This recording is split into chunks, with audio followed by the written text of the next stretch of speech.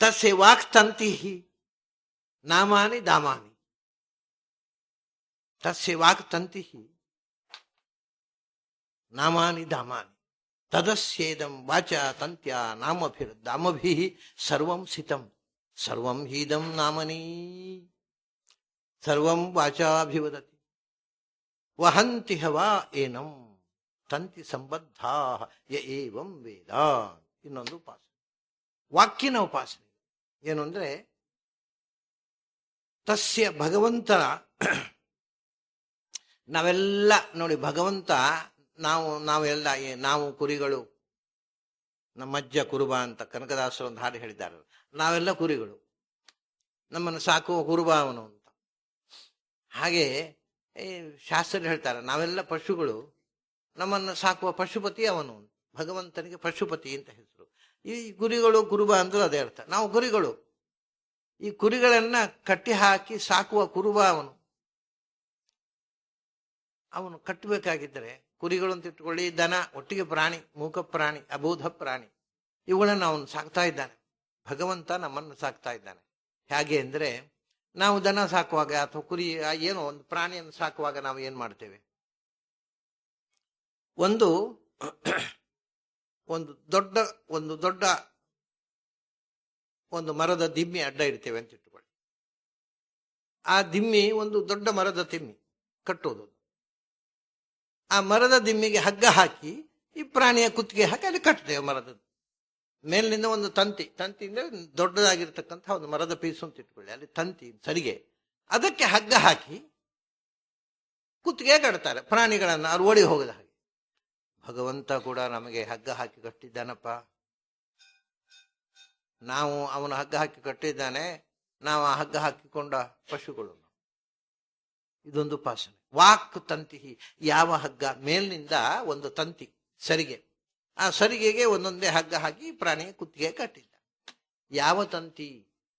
Walk, ವಾಗ್ದೇವತೆ ತಂತಿ. ವಾಗ್ದೇವತೆ ಅಂದ್ರೆ ಯಾರು? ವೇದ ಅಂತಕ್ಕಂಥದ್ದು. ಎಲ್ಲ ಶಬ್ದಗಳು ವೇದ ಶಬ್ದಗಳೇ. ಅದರಿಂದ ವೇದ ಅಂತಕ್ಕಂಥದ್ದು ಒಂದು ದೊಡ್ಡ ಅಡ್ಡಗೋಲು ಹಾಕಿದೆ. ಅದರಲ್ಲಿ ಒಂದೊಂದೇ ಹೆಸರು ಏನು? ಈ ಯಾರ್ಯಾರು ಏನೋ ಹೆಸರು: ಇಂದ್ರ, ವರುಣ, ಬ್ರಹ್ಮ, ವಾಯು, ಮನುಷ್ಯ, ಪಕ್ಷಿ, ಪ್ರಾಣಿ, ಇವರ ಹೆಸರು. ಈ ಹೆಸರುಗಳು ಅನ್ನತಕ್ಕ ಹಗ್ಗ ಹಾಕಿ ಕಟ್ಟಿಗಿದ. ಇಡೀ ನಾವು ವೇದ ಅಂತಕ್ಕಂಥ ವಾಗ್ದೇವತೆಯ ದೊಡ್ಡ ತಂತಿಯಲ್ಲಿ ನಮ್ಮ ಇಂಡಿವಿಜುವಲ್ ಹೆಸರುಗಳು ಅಂತಕ್ಕಂಥ ನಾಮದ ಹಗ್ಗದಿಂದ ಬಿಗಿಯಲ್ಪಟ್ಟ ಪ್ರಾಣಿಗಳು. ತಸ್ಯ ವಾಕ್ ತಂತಿ ನಾಮಾನಿ ದಾಮಾನಿ. ನಮ್ಮ ಹೆಸರುಗಳುಂಟಲ್ಲ, ಅದೇ ಹಗ್ಗ, ದಾಮ. ಆ ಹಗ್ಗವನ್ನ ವೇದ ಅಂತಕ್ಕಂಥ ದೊಡ್ಡ ತಂತಿಯಲ್ಲಿ ಕಟ್ಟಿಬಿಟ್ಟಿದ್ದಾನೆ. ಯಾಕೆಂದ್ರೆ ಎಲ್ಲಾ ನಾಮಗಳಿಗೂ ಮೂಲ ವೇದ. ವೇದ ಶಬ್ದೇಭ್ಯ ಏವಾದು. ಪ್ರತಿಯೊಂದು ವಸ್ತುವನ್ನು ನಿರ್ಮಾಣ ಮಾಡಿ ಅದಕ್ಕೆ ಹೆಸರು ಕೊಟ್ಟದ್ದು ವೇದದ ಶಬ್ದಗಳಿಂದ. ಹಾಗಾಗಿ ವೇದದ ವಾಕನ್ನು ಉಂಟಲ್ಲ, ಅದು ಒಂದು ದೊಡ್ಡ ಅಡ್ಡಗೋಲು ಇದ್ದ ಹಾಗೆ. ಅದಕ್ಕೆ ನಮ್ಮ ಹೆಸರು ಉಂಟಲ್ಲ, ಅದು ಒಂದೊಂದು ಹಗ್ಗ ಇದ್ದ ಹಾಗೆ. ಆ ಅಡ್ಡಗೋಲಿಗೆ ಈ ಹೆಸರು ಹಾಕಿ ನಮ್ಮ ಕುತ್ತಿಗೆಗೆ ಬಿಗಿದು, ನಮಗೆ ಆ ಹೆಸರು ಹೇಳಿದ ಮಾತ್ರ ನಮ್ಮ ಪರಿಚಯ. ಸೋ ಆ್ಯಂಡ್ ಸೋ ಹೋದ ಕೂಡಲೇ ತಮ್ಮ ಹೆಸರೇನು ಅಂತ, ಅದೇ ಆ ಹಗ್ಗ ಕಟ್ಟಿದ್ರೇನೆ ಗುರುತಾಗೋದು, ಹಗ್ಗ ಬಿಚ್ಚಿದ್ರೆ ಗುರುತಾಗೋದು. ನಮಗೆ ಆ ನಾಮದ ಹಗ್ಗದಿಂದ ನಮ್ಮನ್ನು ಬಿಗಿದು ಈ ಪ್ರಪಂಚಕ್ಕೆ ಕಳಿಸಿದ್ದಾನೆ ಭಗವಂತ. ತಸ್ಯ ವಾಕ್ ತಂತಿ ನಾಮಾನಿ ದಾಮಾನಿ. ಅದನ್ನ ಹೇಳ್ತಾರೆ, ತದಸ್ಯೇದಂ ವಾಚ ತಂತ್ಯ ನಾಮಭಿರ್ದಾಮಭಿ ಸರ್ವಂ ಸಿತಂ. ಈ ವೇದದ ಶಬ್ದಗಳು ಅಂತಕ್ಕಂಥ ಒಬ್ಬೊಬ್ಬರಿಗೂ ಪ್ರತ್ಯೇಕ ನಾಮ ಅಂತಕ್ಕಂಥ ಹಗ್ಗದಿಂದ ಇಡೀ ಪ್ರಪಂಚವನ್ನ ಭಗವಂತ ಕಟ್ಟಿಟ್ಟಿದ್ದಾನೆ. ಅದ್ ಬಿಟ್ಬಿಟ್ರೆ, ನಮಗೆ ಇವತ್ತು ಶಬ್ದ ತೆಗೆದುಬಿಟ್ರೆ ಮಾತೇ ಇಲ್ಲ, ಶಬ್ದಗಳ ಹೆಸರನ್ನು ತೆಗೆದುಬಿಟ್ರೆ ನಾವು ಅನಾನಿಮಸ್ ಆಗಿಬಿಡ್ತೇವೆ. ನಮಗೆ ಅಸ್ತಿತ್ವವೇ ಹೆಸರಿನ ಮೂಲಕ. ನಾಮರೂಪ ಅಂತ ಒಂದು ರೂಪ ಕೊಟ್ಟ, ಅದಕ್ಕೊಂದು ನಾಮ ಕೊಟ್ಟ. ಪ್ರಪಂಚದಲ್ಲಿ ಪ್ರತಿಯೊಂದು ವಸ್ತುವಿಗೆ ಒಂದು ನಾಮ ಇಲ್ಲದೆ ಇದ್ರೆ ಆ ವಸ್ತುವಿನ ಅಸ್ತಿತ್ವವೇ ಅಪರಿಚಿತವಾಗಿ ಹೋಗುತ್ತೆ. ಪ್ರತಿಯೊಂದು ವಸ್ತುವಿಗೂ ನೋಡಿ, ಒಂದು ವಸ್ತು ನೋಡಿದ ಕೂಡಲೇ, ಒಂದು ಮಗು ನಾವು ಝೂಕ್ಕೆ ಕರ್ಕೊಂಡು ಹೋಗ್ತೇವೆ, ಇದು ಏನು ಅಪ್ಪ, ಇದು ಆನೆ. ಓಹೋ, ಆನೆ ಅಂತ ಹೇಳಿದಾಗ ಗೊತ್ತಾಯ್ತು. ಅಲ್ಲಿ ತನಕ ಅದು ಆಕಾರ ನೋಡಿದ್ದಾನೆ, ಆದರೆ ಅದು ಏನು ಅಂತ ಗೊತ್ತಾಗಬೇಕು, ಒಂದು ಹೆಸರು ಬೇಕು. ಇದೇ ಹಗ್ಗ. ಇದು ಆನೆ ಅಂತ ಹೇಳಿದಾಗ ಗೊತ್ತಾಯ್ತು. ಇಲ್ಲದೇ ಇದ್ರೆ ಅದೆಂಥದ್ದು ಗೊತ್ತಿಲ್ಲ. ಅರೆ ಗೊತ್ತುಂಟಲ್ಲ, ನೋಡಿದ್ದಿ, ದಾಡೆ ಇದೆ, ಸೊಂಡಿಲು ಇದೆ, ಎತ್ತರ ಇದೆ, 4 ಕಾಲು ಇದೆ, ಬಾಲ ಇದೆ, ಆದ್ರೂ ಗೊತ್ತಿಲ್ಲ. ಅಲ್ಲ, ಅದು ಹೆಸರು ಗೊತ್ತಿಲ್ಲ. ಹಾಗಾದ್ರೆ ಗೊತ್ತಾಗೋದು ಯಾವುದರಿಂದ? ಹೆಸರಿನಿಂದ. ನಾಮ ಅನ್ನುವುದು ಒಂದು ಹಗ್ಗ. ಆ ಹಗ್ಗ ಹಾಕಿ ಮೂಗುದಾರ ಹಾಕಿ ನಮ್ಮನ್ನು ಕಳಿಸಿದ.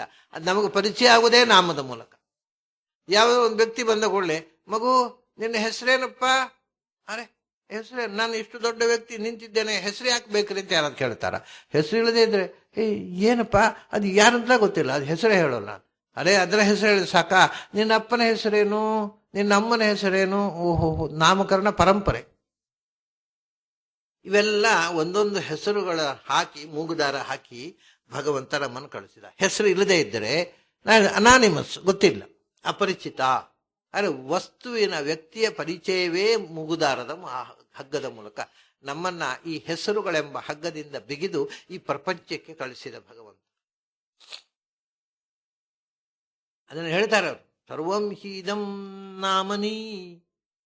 ನಾಮನಿ ಅಂತ ಅದೊಂಥರ ಕೊನೆಗೆ ನಾಮನಿ ಅಂತ ಅದು ಮುಗಿಸ್ಬೇಕು, ದೀರ್ಘ ಹೇಳೋದು. ಎಲ್ಲವೂ ಹೆಸರಿನಲ್ಲೇ ಇರೋದಲ್ವ. ಹೆಸರಿಲ್ಲದೆ ಇದ್ರೆ ಏನುಂಟು? ಏನೂ ಇಲ್ಲ. ಎಲ್ಲ ಇದೆ, ಆದರೆ ಹೆಸರಿಲ್ಲದಿದ್ರೆ ಏನೂ ಇಲ್ಲ ಅಂತ. ಎಂಥದ್ದು ಮಾರ್ಯಾರ, ಅವನ ಹೆಸರೇ ಗೊತ್ತಿಲ್ಲ ಅಂತ. ಅರೆ ಎಲ್ಲ ಗೊತ್ತುಂಟಲ್ಲ, ಹೆಸರು ಗೊತ್ತಿಲ್ಲದಿದ್ರೆ ಏನು?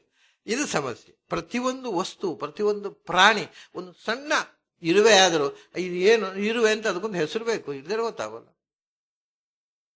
ಹಾಗಾಗಿ ಪ್ರಪಂಚದ ಸಮಸ್ತ ವಸ್ತುಗಳಿಗೂ ಕೂಡ ಭಗವಂತ ಒಂದು ಹೆಸರಿನ ಹಗ್ಗ ಹಾಕಿ ಮೂಗುದಾರ ಹಾಕಿ ಕಳಿಸಿದ. ಅದು ಇಲ್ಲದೇ ಇದ್ರೆ ವ್ಯಕ್ತಿ ಅಸ್ತಿತ್ವವೇ ಗೊತ್ತಿಲ್ಲ. ಅದು ಸರ್ವಂ ಹೀದಂ. ಆ ಹೆಸರು ಎಲ್ಲಿಂದ ಅಂದ್ರೆ ವೇದದ ಶಬ್ದಗಳಿಂದೇ ಬಂದದ್ದು. ಈಗ ಒಂದು ಮಡಕೆ ಸೃಷ್ಟಿ ಮಾಡುವಾಗ ಆ ಮಡಕೆಗೆ ಅವನು ಘಟ ಅಂತ ಹೆಸರಿಟ್ಟೇ ಸೃಷ್ಟಿ ಮಾಡಿದ. ಹಾಗಾಗಿ ಸೃಷ್ಟಿಯಾಗುವಾಗಲೇ ಅದಕ್ಕೆ ನಾಮಕರಣ ಸಮೇತವೇ. ಹೆಸರು ಅವನು ವಸ್ತು ಸೃಷ್ಟಿ ಅವನು ಮಾಡೋದು, ನಾಮಕರಣ ನಾವು ಮಾಡೋದಲ್ಲ. ಅಪ್ಪನೇ ನಾಮಕರಣ ಮಾಡ್ಬೇಕಲ್ವಾ? ಅವನು ಸೃಷ್ಟಿ ಮಾಡಿದ, ಅವನೇ ನಾಮಕರಣ ಮಾಡಿದ. ಪ್ರತಿಯೊಂದು ವಸ್ತುವಿಗೆ ವೇದ ಶಬ್ದಗಳಿಂದ ಒಂದೊಂದು ಹೆಸರು ಆಯ್ದು ಒಂದೊಂದು ವಸ್ತು, ಘಟ ಪಟ, ಅದೇನ ವಸ್ತು ಹೆಸರು ಕೊಟ್ಟ ಅವನು. ಆ ಹೆಸರು ಅಲ್ಲದೆ ಇದ್ರೆ ನಮಗೆ ವಸ್ತುವಿನ ಪರಿಚಯನೇ ಆಗೋದಿಲ್ಲ. ನಮಗೆ ಅದನ್ನು ಗೊತ್ತಿದ್ರು ಕೂಡ ಇನ್ನೊಬ್ರು ಹೇಳಲಿಕ್ಕೆ ಆಗೋದಿಲ್ಲ. ನೋಡಿ,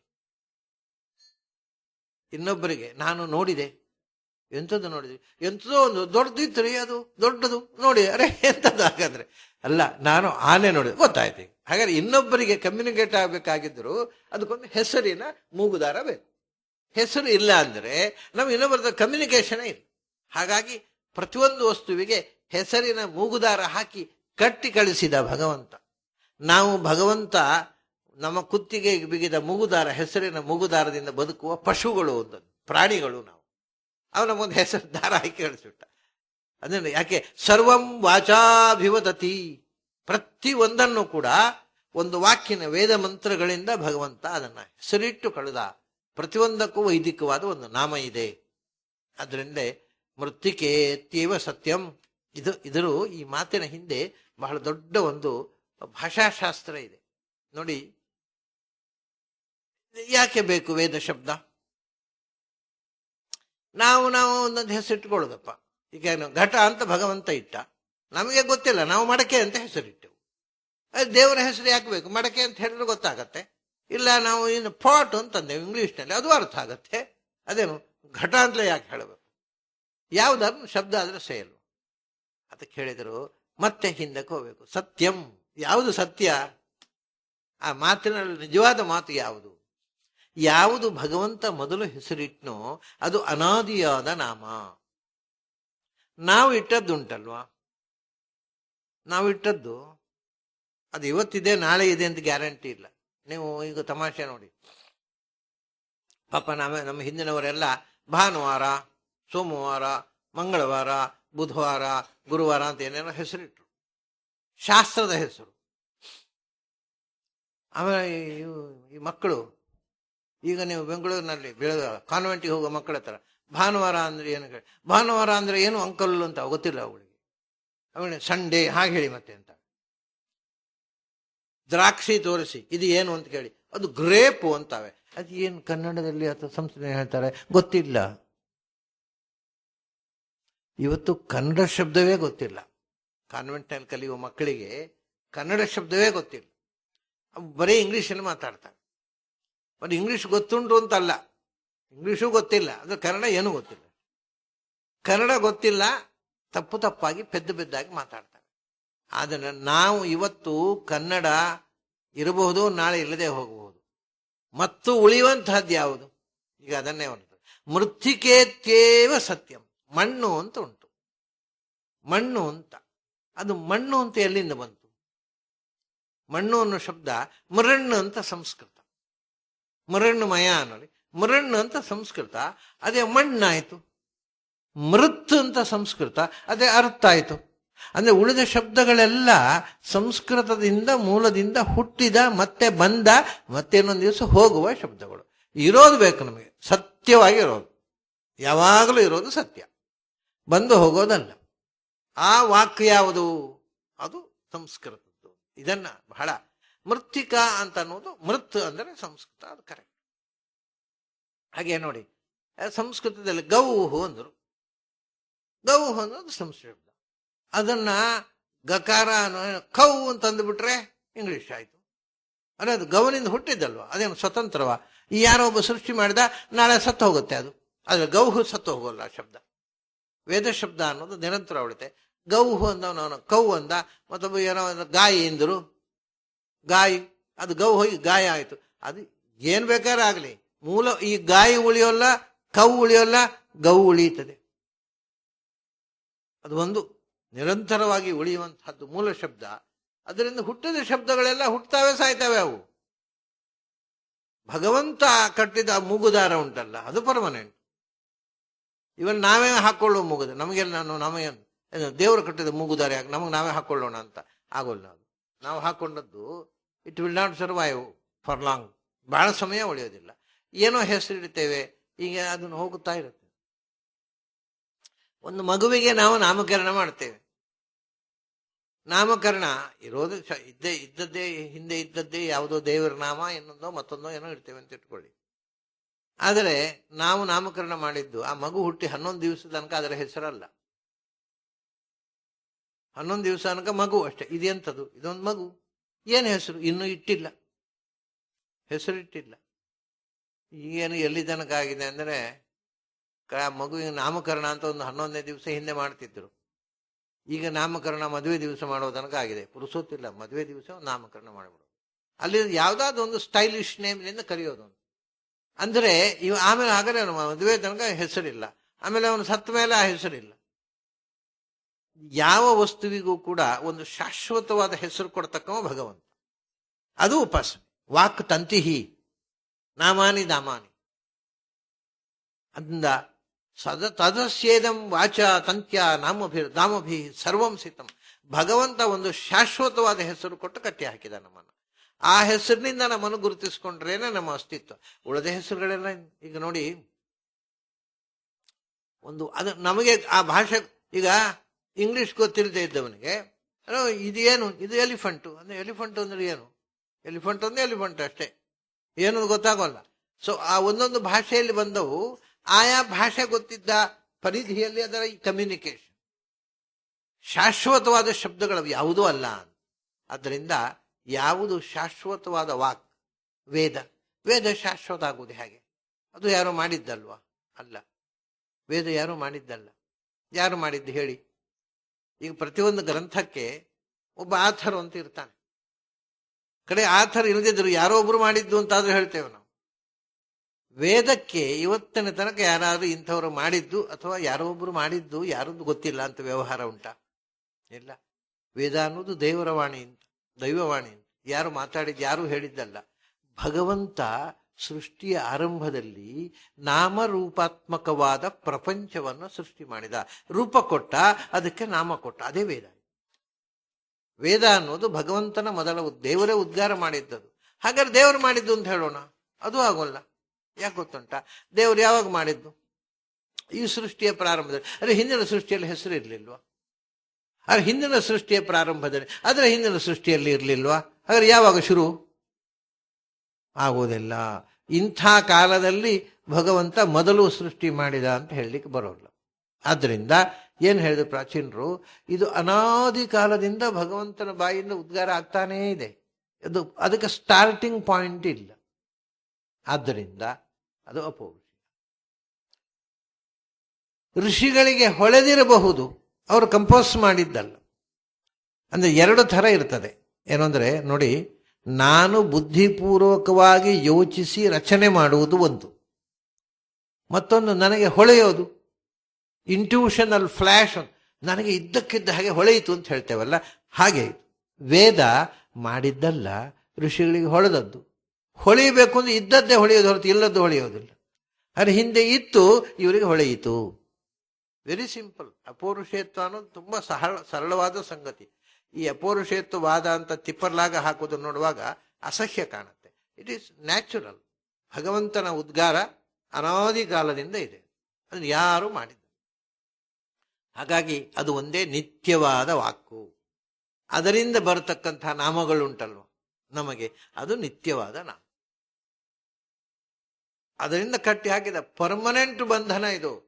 ನಮ್ಮ ಮೂಗುದಾರ, ಅವನು ಪಶುಪತಿ, ನಾವು ಪಶುಗಳು. ಕಟ್ಟಿ ಹಾಕಿದ ಮೂಗುದಾರ. ನಾಮಭಿಹಿ ದಾಮಭಿ ಸರ್ವಂ ಹೀದಂ ನಾಮನೀ. ಎಲ್ಲ ನಾಮದಲ್ಲಿಯೇ ಕಟ್ಟಿ ಹಾಕಿದಲ್ವ, ನಾಮ ಇಲ್ಲದ್ದೆ ಅಂತದುಂಟು. ಎಲ್ಲವೂ ಒಂದಲ್ಲ ಒಂದು ನಾಮದಿಂದ ಬದ್ಧ. ಹೆಸರಿಲ್ಲದ ನಾವು ಹೆಸರಿಲ್ಲದವ ಅಂತ ಒಂದು ಇಲ್ಲೇ ಇಲ್ಲ. ಹೆಸರಿಲ್ಲದವ ಅನ್ನೋದೇ ಹೆಸರಾಗತ್ತೆ ಕಡೆಗೆ. ಅವನಿಗೇನು ಹೆಸರು? ಹೆಸರಿಲ್ಲದವ ಅಂತ ಅವನ ಹೆಸರು ಅಷ್ಟೇ. ಅವನೊಂದು ಶಬ್ದ ಬೇಕೇ ಬೇಕು. ಹಾಗಾಗಿ ನಾಮದ ಬೇಲಿ ಅಂತ ಮುಂದೆ ಬರುತ್ತೆ. ಹಾಗೆ ನಾಮದ ಮೂಗುದಾರ ಹಾಕಿ ಪ್ರಪಂಚವನ್ನು ಭಗವಂತ ಸೃಷ್ಟಿ ಮಾಡಿ. ಈ ನಾಮದ ಉಪಾಸನೆ ಉಂಟಲ್ಲ, ಭಗವಂತ ನಾಮದಿಂದ ಎಲ್ಲರಿಗೂ ನಾಮದ ಬಂಧನ ಮಾಡಿ ಇದರ ಉಪಾಸನೆ ಮಾಡಬೇಕಾಗಿದ್ದರೆ ಪ್ರತಿಯೊಂದು ವಸ್ತುವಿನ ನಾಮ ಗೊತ್ತಿರಬೇಕು. ಅದಕ್ಕೆ ಮೂಲಭೂತವಾಗಿರ್ತಕ್ಕಂಥ ಸಮಗ್ರ ವೇದದ ಆ ಪದಗಳು ಗೊತ್ತಿರಬೇಕು. ಯಾರಿಗೆ ಸಮಗ್ರ ವೇದ ದರ್ಶನ ಇದೆ, ಯಾರಿಗೆ ಸಮಗ್ರ ನಾಮದ ಜ್ಞಾನ ಇದೆ, ಅವನು ಮಾತ್ರ ಉಪಾಸನೆ ಮಾಡಬಹುದು ಇದನ್ನು.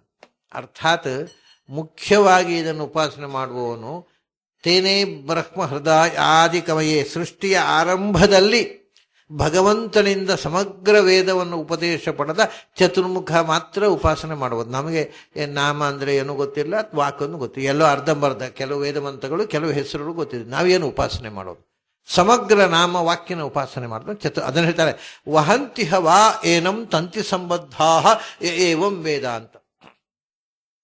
ಈ ತಂತಿ ಸಂಬದ್ಧರಿದ್ದಾರಲ್ಲ, ಈ ಮೂಗುದಾರ ಕಟ್ಟಿಸಿಕೊಂಡು ಬದುಕಿರತಕ್ಕಂಥ ಸಮಸ್ತ ಜೀವಗಳು, ಅವು ಅವನನ್ನು ಹೊತ್ತುಕೊಂಡು ತಿರುಗಾಡ್ತಾವಂತೆ ಮೋಕ್ಷದಲ್ಲಿ ಕೂಡ. ಯಾರು? ಚತುರ್ಮುಖನನ್ನು ಮಾತ್ರ. ಎಲ್ಲ ಜೀವಗಳು ಕೂಡ ಅವನನ್ನು ಹೆಗಲಲ್ಲಿ ಹೊತ್ತುಕೊಂಡು ತಿರುಗಾಡ್ತಾವೆ, ಗೌರವ ಕೊಡ್ತಾವೆ.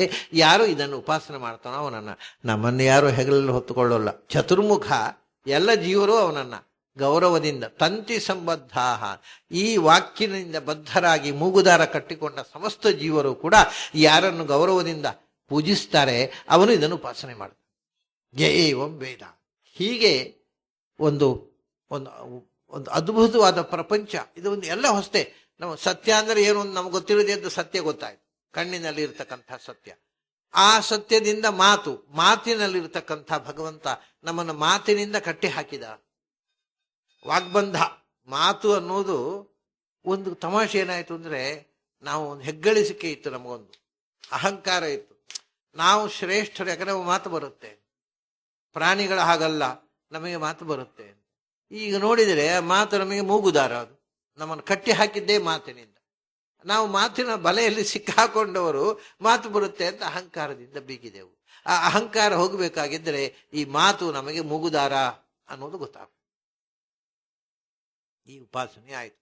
ಇದರ ಮುಂದೆ ಒಂದು ಅದ್ಭುತವಾದ ಉಪಾಸನೆ ಹೇಳ್ತಾರೆ. ಏನು ಅಂದರೆ, ಮಾತಿನ ಒಂದು ಪ್ರಭೇದ. ನಾವು ಮಾತು ಅಂದರೆ ವೇದ ಅಂತ ಬಂತಲ್ಲ, ವೇದದ ಮಾತುಗಳೆಲ್ಲ ಉಂಟಲ್ಲ, ಮುಖ್ಯವಾಗಿ ಋಗ್ವೇದ, ಅದರಲ್ಲಿ ಬರತಕ್ಕಂಥ ಮಾತುಗಳೆಲ್ಲ ಛಂದೋಬದ್ಧಗಳು, ಮೀಟರ್ ಇದೆ. ಆ ಛಂದಸ್ಸಿನ ವಿವರ ಇವತ್ತು ಹೇಳ್ತೇನೆ ನಾನು. ಅದರ ಉಪಾಸನೆ ಬಗ್ಗೆ ನಾಳೆ ನೋಡೋಣ.